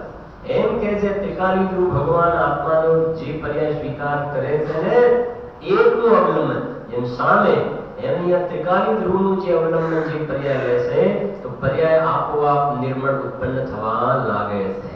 પણ પર્યાય નિર્મળ થઈ કે ના થઈ, પર્યાય નિર્મળ થઈ કે ના થઈ, નિર્મળ થઈ કે ના થઈ, પર્યાયમાં મલિનતા ગઈ કે ના ગઈ, અશુદ્ધતા તો નથી ને, અપૂર્ણતા તો નથી ને, એ પર્યાયની સામે જો જોવા ગયો તો કે એક્સિડન્ટ માટે તને નુકસાન થશે ભાઈલા, રાગની વિકલ્પની ઉત્પત્તિ થશે. એટલે કહ્યું કે પરિણામ મેરા ધ્યાન કરો તો કરો. પર્યાયને સુખી થવું હોય તો મારું ધ્યાન કરે. મારે ક્યાં સુખી થવું છે? હું તો વર્તમાનમાં જ કૃત્ય છું, છે ને દ્રષ્ટિ પ્રકાર વર્તમાનમાં જ કૃત્ય છું ને. સુખ નામની શક્તિ કહીને આત્મામાં દાળને દૂધને ગળ્યું થવું હોય તો ખાંડનું અવલંબન લે. દૂધને ગળ્યું થવું હોય તો ખાંડનું અવલંબન લે. ખાંડને ગળી થવા માટે કોનું અવલંબન લેવાનું છે? ખાંડ કહે છે કે હું તો કૃત્ય છું જ, હું તો મીઠી છું જ, મારે કોઈ મીઠાશનું અવલંબન લેવાની, એ ખાંડ ઉપર કઈ મીઠો પદાર્થ નાખો તો પછી ખાંડ મીઠી થાય. ખાંડ કહે છે મારે મીઠાપણ લેવા માટે કોઈના અવલંબનની જરૂર નથી. દૂધને મીઠું થવું હોય તો મારું શરણ લે. સમજાય કે નહીં? એમ દ્રવ્ય સ્વભાવ જે કહે છે કે હું તો વર્તમાનમાં કૃત્ય છું, હું તો વર્તમાનમાં સહેજ ચતુષ્ટયથી શોભાયમાન છું. પર્યાયને સુખી થવું હોય તો મારું અવલંબન લે. અને અમારો વિશ્વાસ છે, ખાંડ કહે છે કે અમે વિશ્વાસ અપાવીએ છીએ કે અમને દૂધ અમારું શરણ લેશે તો દૂધ ચોક્કસપણે મીઠું થશે ને થશે. દ્રવ્ય સ્વભાવ કહે છે કે જે પર્યાય અમારું શરણ લેશે એ પર્યાયની અંદર સુખ શાંતિ વિતરાગતાનો જન્મ થશે ને થશે. એ વિશ્વાસ છે, અમે વિશ્વાસ અપાવીએ છીએ. છે ભાઈ, આ તો નિયમ સાર ને એમાં 38મી ગાથા શુદ્ધ ભાવ અધિકાર કેટલું બધું ભરી દીધું છે ને આમાં. એમ હોય ને કોઈના ત્યાં વેવાઈના ત્યાં એમાં નવાઈ વેવાઈ હોય પાછા, તો બધું ડબું ભરી આપે ને જે કઈ કે બહુ ભરી દીધું છે વેવાણ, બહુ ભર્યું છે, કશું નથી ભર્યું, કશું નથી ભર્યું. હા, ત્યાં તો બધી સ્વાર્થની ગંધ છે. છોકરા છોકરી બરાબર સચવાય ને એટલી સમજણ પડે છે કે નહીં? હા, દયાદાન નથી કરતું ત્યાં આગળ, પણ અંદરમાં એ છે અસલમાં. કશું નથી, બહુ ભરી દીધું છે, બહુ ભરી દીધું છે, જમવાનું બહુ બનાવ. એમ આચાર્ય દેવે આ થોડામાં ઘણું ભરી દીધું છે, ખૂબ ભર્યું છે ને. હા, નજીક અંદર ગાં દશાંગનો સાર ભરી દીધું છે. જો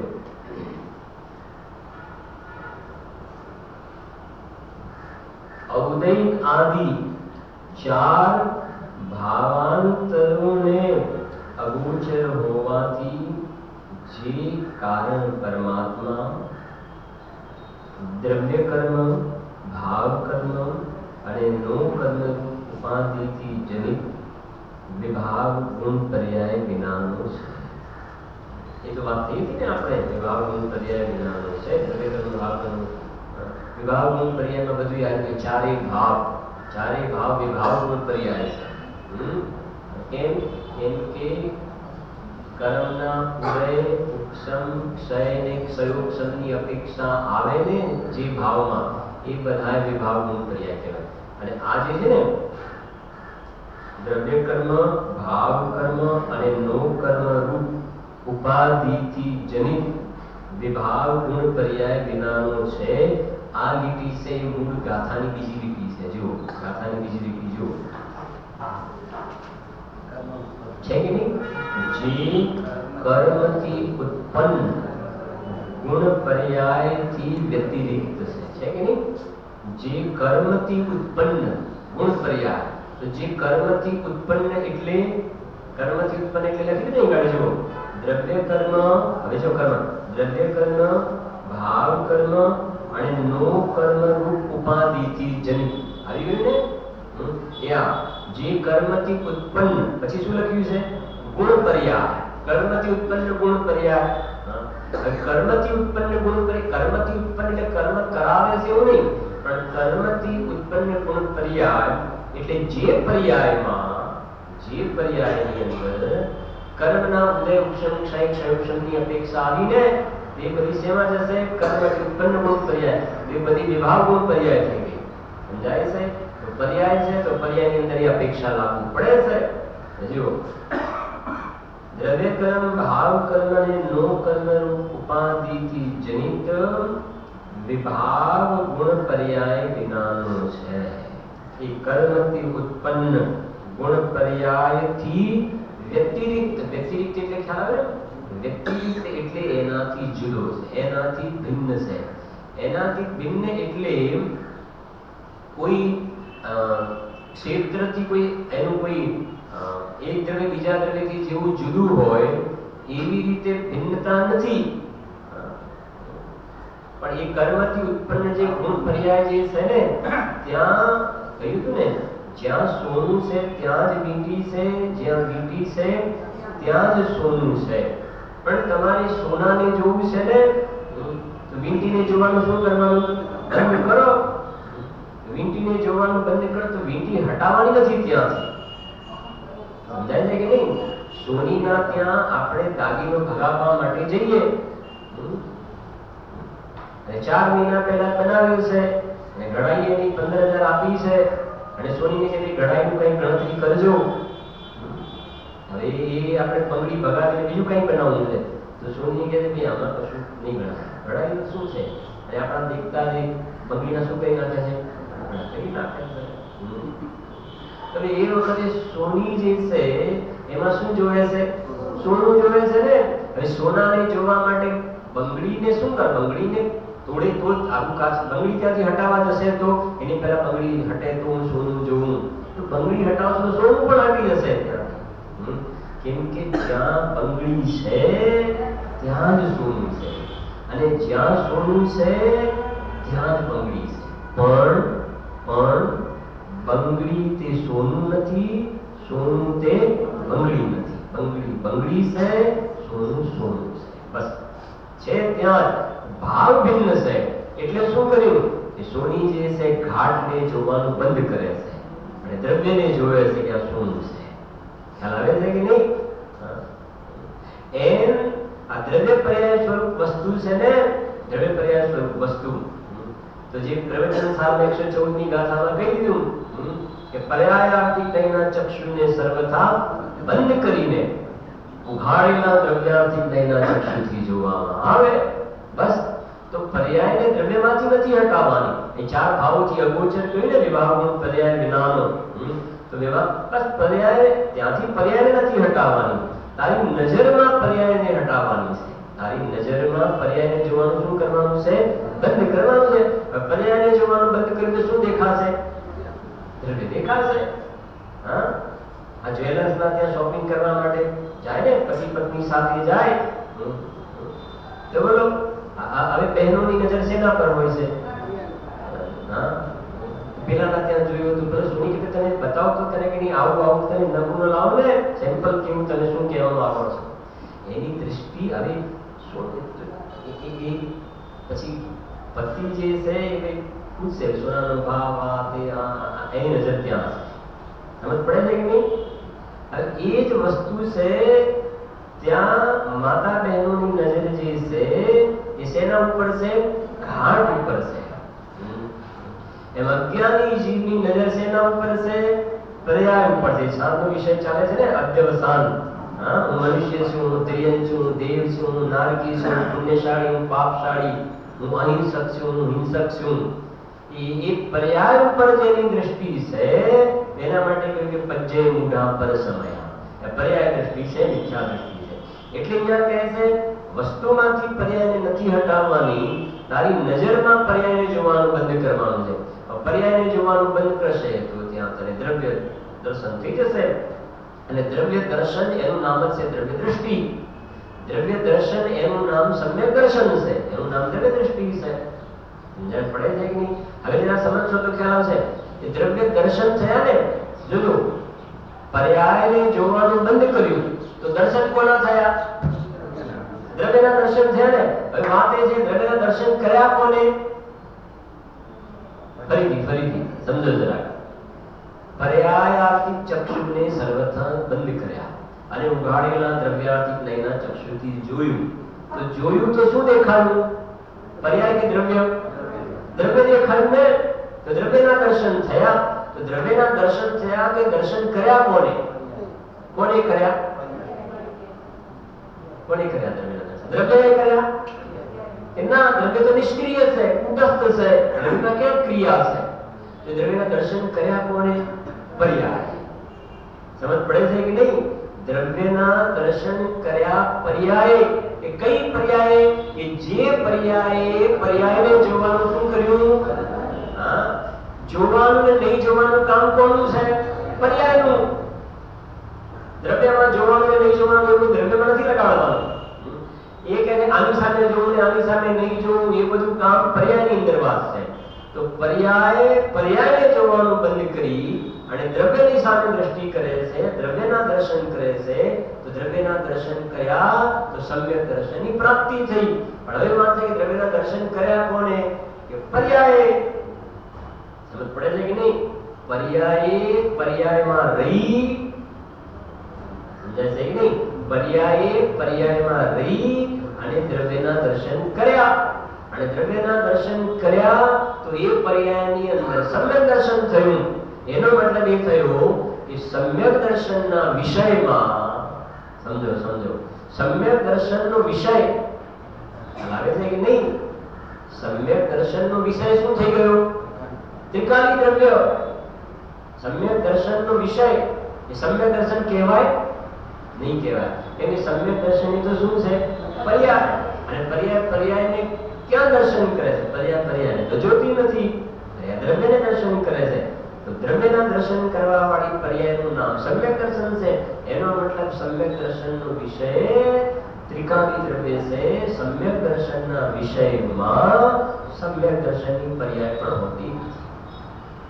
એનું નામ છે પર્યાયનું ગૌણપણું. સમજણ પડે છે કે નહીં? એનું નામ છે કે પર્યાયાર્થિક ચક્ષુને જોવાનું શું કર્યું? બંધ કર્યું. એ છે પર્યાયને હટાવવાની. ક્યાં છે પર્યાયને? તમે હટાવો છો તો પછી દ્રવ્યના દર્શન કોણ કરશે? દ્રવ્યના દર્શન? બોલો, ખ્યાલ આવે છે કે નહીં?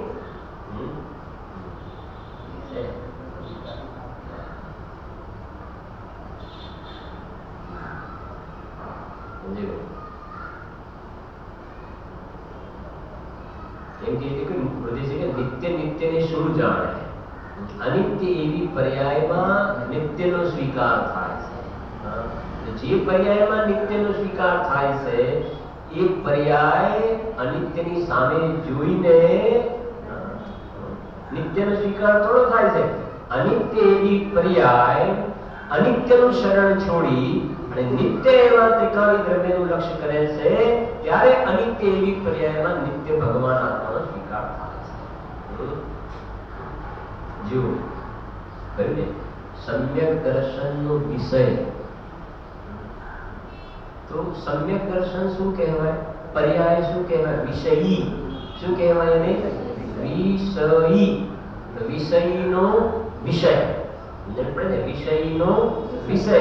તો ત્રિકાલી દ્રવ્ય જે છે એ સમ્યક દર્શનનો શું થઈ ગયો? વિષય. તો વિષય જે છે એની અંદર વિષય એવી પર્યાય સામેલ હોતી. હવે ત્યાં એમ પણ હવે કહેવાય પર્યાય દ્રવ્યની સાથે અભેદ થઈ ગઈ. શું કહેવાય? અભેદ.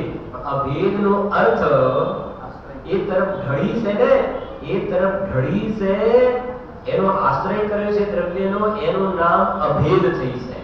એનું નામ અભેદ થઈ. અભેદનો અર્થ પર્યાય કોઈ દ્રવ્ય રૂપ થઈ ગઈ છે એવું નહીં. સમજાય છે કે નહીં? જો અભેદ થઈ જાય તો પર્યાયનો બીજા સમયે નાશ થઈ જાય તો દ્રવ્યનો શું થઈ જાય?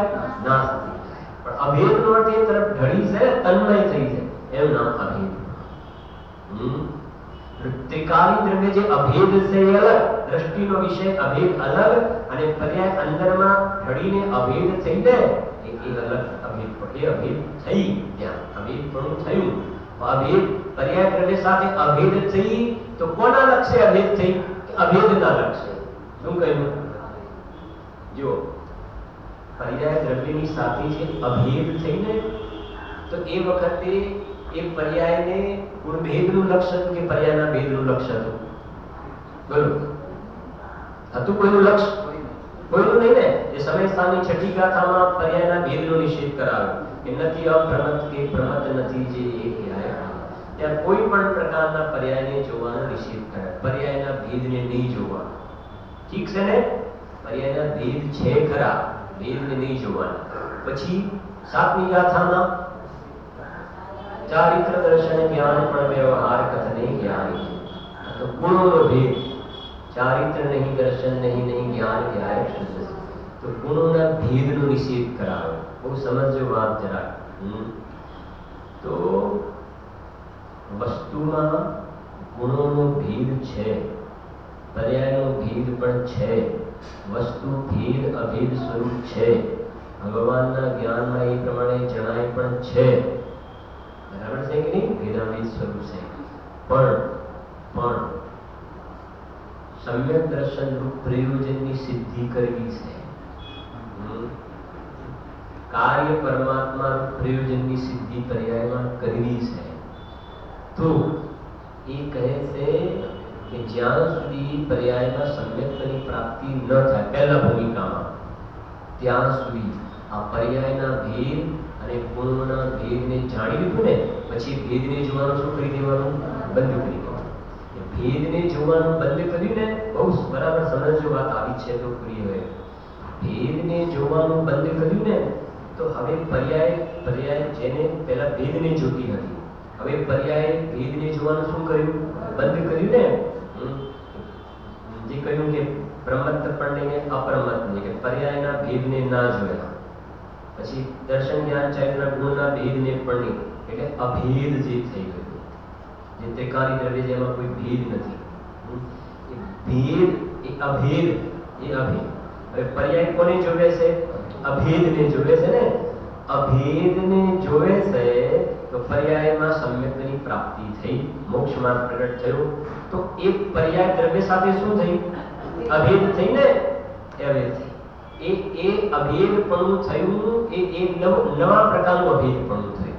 એ પર્યાય દ્રવ્ય સાથે અભેદ થઈ, એ અભેદપણું હલાવે છે કે નહીં? પણ એ પર્યાય દ્રવ્ય સાથે અભેદ થઈ ક્યારે? એ પર્યાય ત્રિકાળી ધ્રુવ અભેદનો સ્વીકાર કરે ને તો પર્યાય ત્યાં અભેદ થઈ. પણ આ જે અભેદ થઈ એનો અર્થ પર્યાય કોઈ દ્રવ્યરૂપ થઈ ગઈ છે એવું અભેદ નહીં સમજવું. ત્યાં એ તરફ ઢળી ગઈ છે ને એવું ના અભેદ થઈ ગઈ. ત્યાં અભેદનો સ્વીકાર કરીને પોતાને અભેદ માને એટલે એ માને એના તરફથી પોતાનો પરિચય આપે છે. હવે એ તરફ તન્મય થઈ ગઈ ત્યાં ગાડી છે એમ. જેમ શું કહેવાય ને, દ્રષ્ટાંત પહેલા આપીને ફરીથી બીજી રીતે સમજો કે જ્યારે લગ્ન થાય તો એ પતિમાં જે બધા ગુણો છે, જે કોઈ પણ ગુણો છે, પતિ સંસ્કારી છે, ધાર્મિક રુચિ છે, બીજી રીતે આ તે બધી રીતે, તો એ બધા ગુણો જે છે એ પતિના ગુણો થઈ ગયા.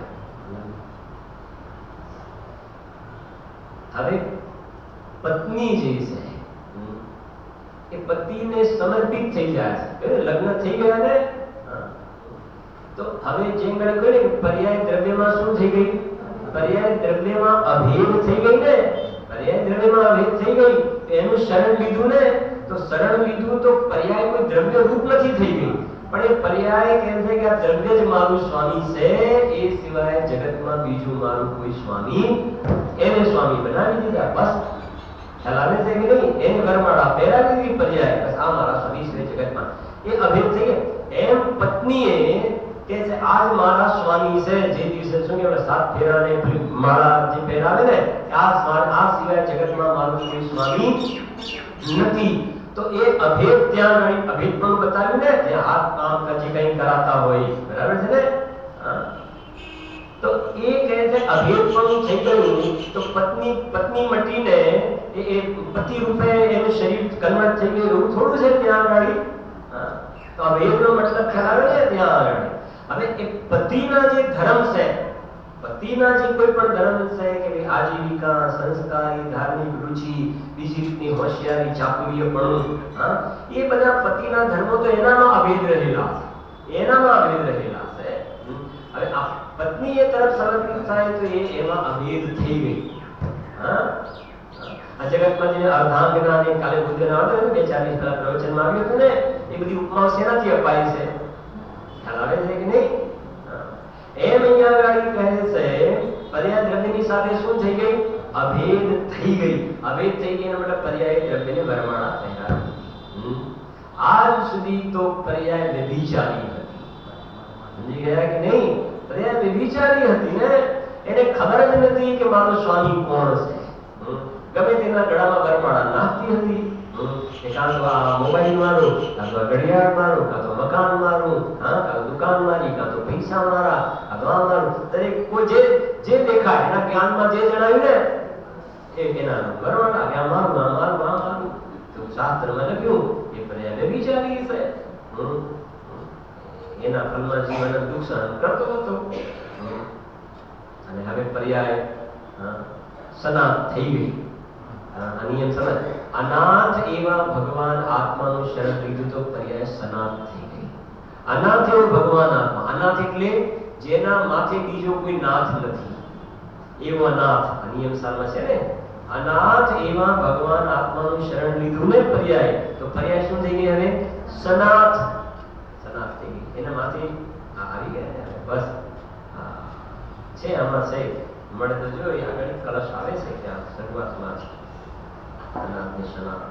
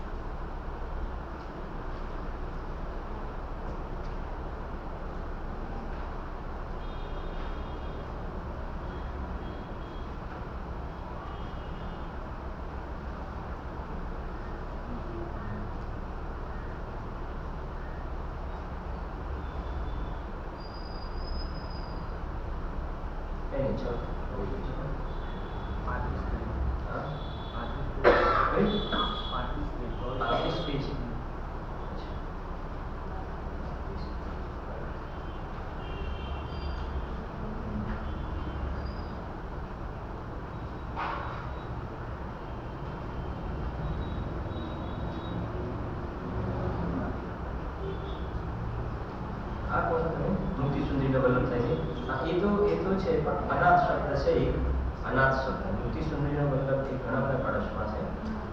અનાથ કળશ, આત્માને અનાથ કહ્યું છે.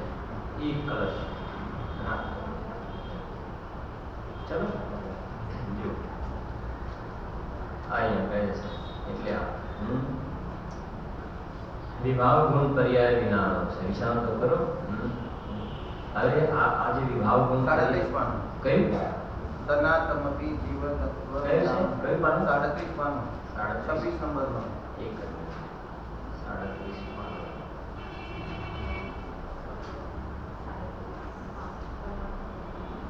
37 પાનું કે 37 પાનું 26 નંબરનો શ્લોક ઉપર જ છે હેડિંગમાં. 36 પાનું. હા સનાતમપી જીવત્વ મનાયમ સમસ્તે સનાતન. હા આપી દો આ. હા હા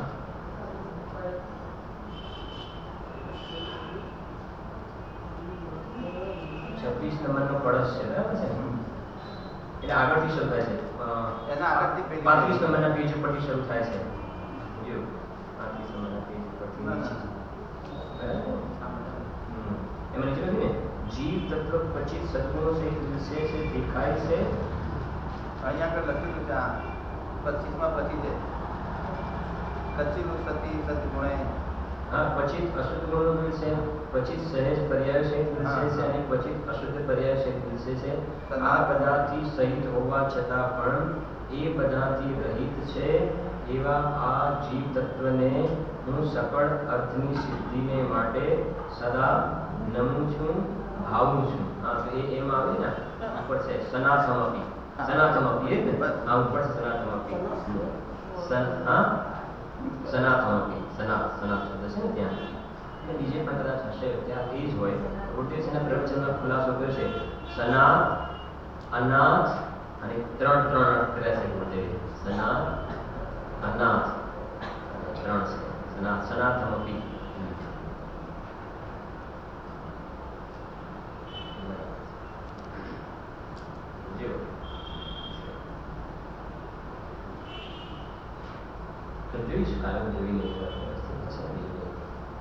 અહીંયા લખ્યું છે એક આકૃતિ બંધ કરી છે આપણે વિભાગ ગુણ પર્યાય વિનાનો છે. હવે એક આપણે બોલીએ છે ને ઉદરદાસની 12 ભાવનામાં જહાં દેહ અપની નહીં તહાં અપનો કોઈ. તો હવે જહાં દેહ અપની નહીં એ વાત તો અહીંયા ઘણી દૂર થઈ ગઈ. સમજી ગયા ને કે આ હું શરીર વિનાનું છું એ તો વાત જ નથી ગાડી. हाँ कि जहाँ राग अपना नहीं. अब ये थी ने ऐसे कि ना हजू अंदर आओ राग अपना एम नहीं गुण पर्याय विनानो. तो कहते कि जहाँ पर्याय अपनी नहीं. હવે પર્યાય વિનાનો છું ને તો પર્યાયમાં રાગ થાય કે વિતરાગતા થાય તેનાથી મને શું? રાગ થાય તોય શું? વિતરાગતા થાય તોય શું? હું તો એના વિનાનું છું ને. તો પછી આ શરીર મારું નથી ને મકાન મારું નથી. પહેલા વિશે કહ્યું ને કે આ નિયમ સાધનો સ્વાધ્યાય કરવા વાળા શ્રોતા માટે તો કહે છે કે મકાન દુકાન પૈસા મારા નથી એ બધી વાતો નથી કરવાની. અહીંયા તો સમય સમય જે પર્યાય થાય છે એ પર્યાય વગરનું હું અનાદિ અનંત અંગોથી લઈ જાય ભાવ ચેતન તત્વ છું એની આ ચર્ચા વાર્તા ચાલે છે. એ પ્રમાણે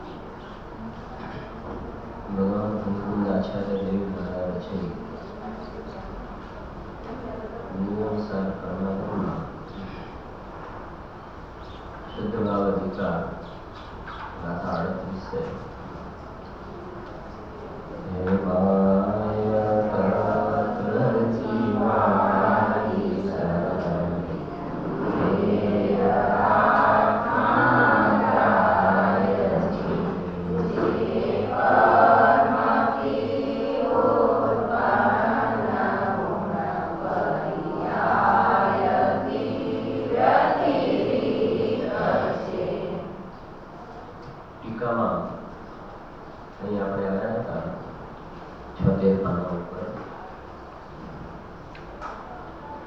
કે જે આત્માને આ આત્મા ખરેખર ઉપાધિ છે અને જીવાદી સાત તત્વોનો સમૂહ પરગડે હોવાથી ખરેખર ઉપાધિ નથી. તો જે આ આત્મા ખરેખર ઉપાધિ છે, અવલંબન લેવા યોગ્ય છે, જે સાચું શરણ છે, જે ચાર શરણ કહ્યા, ચત્તારી શરણમ, એ તો વ્યવહારની વાત છે. ચાર શરણ એ તો પરમાં જાય છે. અહીંયા જે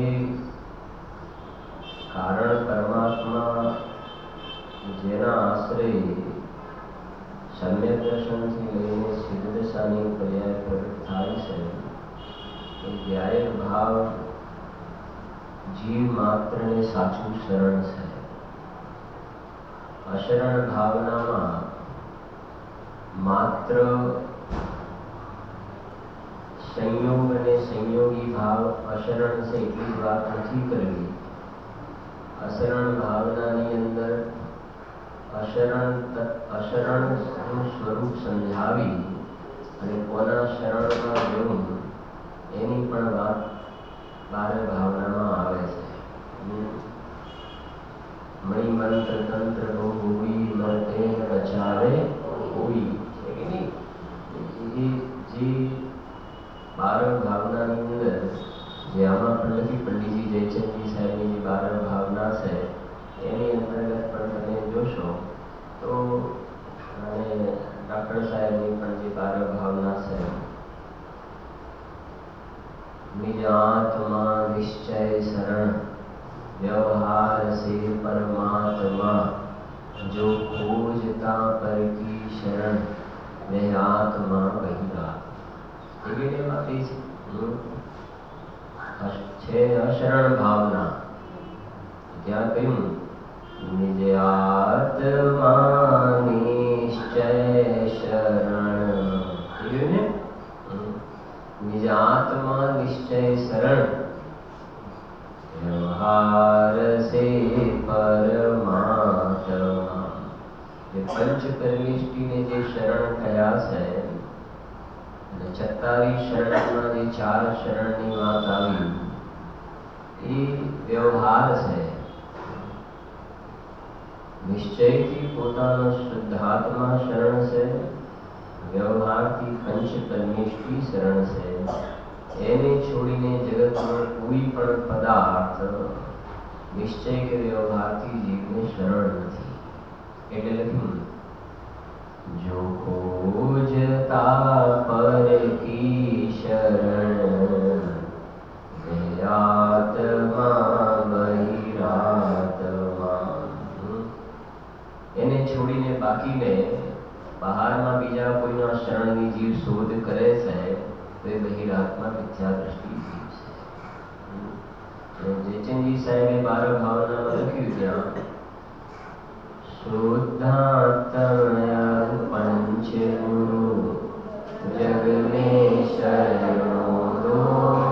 શરણ બે બતાવ્યા ત્યાં પણ આ સમયસારનો ભાવાર્થ લખ્યો ને પંડિતજી જયચંદજી સાહેબ. ત્યાં લખ્યું શુદ્ધાત્મ. આત્મ પણ કેવું? શુદ્ધાત્મ. ત્યાં છે શુદ્ધ ભાવ અધિકારમાં જે શુદ્ધાત્મ. શુદ્ધાત્મ અરુ પંચગુરુ અને પાંચ પરમેષ્ટિ જગને શરણો દોય મોહ ઉદય જીય કે વ્રથા. મોહ ઉદય સાધના વ્યાખ્યાનમાં આવી હતી ને, મોહ એક કંદો હતું કે નહીં? મોહ જેનું એક મૂળ છે. મોહ ઉદય જીય કે વ્રથા આન કલ્પના હોય. આન કલ્પના એટલે આ બીજા બધા પદાર્થો મને શરણ છે એવી મોહના ઉદયથી જીવ ખોટી કલ્પનાઓ કરે છે. કેમ કે જે